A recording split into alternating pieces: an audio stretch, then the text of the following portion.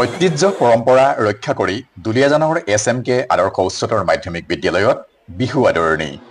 ডিব্ৰুগড় জিলাৰ টেঙাখাত শিক্ষাখণ্ডৰ অন্তৰ্গত সাহিত্যিক মেঘৰাজ কৰ্মকাৰ আদৰ্শ উচ্চতৰ মাধ্যমিক বিদ্যালয়ত উৰুকাৰ দিনা দিনৰ 1 বজাৰ পৰা পৰম্পৰা ঐতিহ্য ৰক্ষা কৰি বহাগ বিহুৰ আদৰণি অনুষ্ঠানৰ আয়োজন কৰা হয়। ছাত্ৰ ছাত্ৰীসকলক বিহুৰ ঐতিহ্য আৰু সাংস্কৃতিক প্ৰমূল্যক চিনাকি কৰি দিয়াৰ মানসেৰে নতুন চিন্তা চেতনাৰে বিহু আদৰণি শীৰ্ষ অনুষ্ঠানটি আয়োজন কৰাৰ বিষয়ে বিদ্যালয়ৰ কৰ্তৃপক্ষই আমাক অৱগত কৰে। উল্লেখ্য যে 4 শতাধিক ছাত্ৰ ছাত্ৰীয়ে অংশগ্ৰহণ কৰা উক্ত অনুষ্ঠানত বিদ্যালয় পৰিচালনা সমিতিৰ বিষয়ববীয়া, অভিভাৱক, জ্যেষ্ঠ সাংবাদিক, সমাজসেৱকসকলে অংশগ্ৰহণ কৰি অনুষ্ঠানটিৰ অনন্য মাত্ৰা প্ৰদান কৰে। বিদ্যালয়খনিৰ অধ্যক্ষ ৰাজীৱ কোঁৱৰে উপস্থিত থকা সকলোকে বিহুৰ ওলগ জনাই আদৰণি ভাষণ প্ৰদান কৰাৰ লগতে বিদ্যালয়খনিৰ শিক্ষক শিক্ষয়িত্ৰীসকলে অতিথিসকলক বিহুৱানে বিশেষভাৱে আদৰণি জনায়।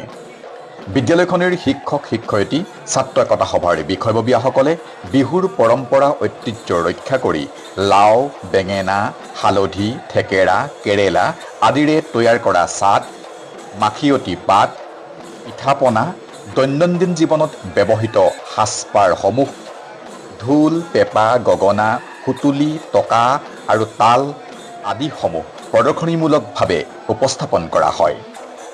প্ৰণিধানযোগ্য এই যে বিদ্যালয়খনিত ইতিমধ্যে উচ্চতৰ শাখাত বিহু বিষয় অন্তৰ্ভুক্ত কৰা হৈছে আৰু উক্ত বিষয়ত ছাত্ৰ ছাত্ৰীসকলে প্ৰথমবাৰৰ বাবে ব্যৱসায়িক পৰীক্ষাত অৱতীৰ্ণও হৈছে।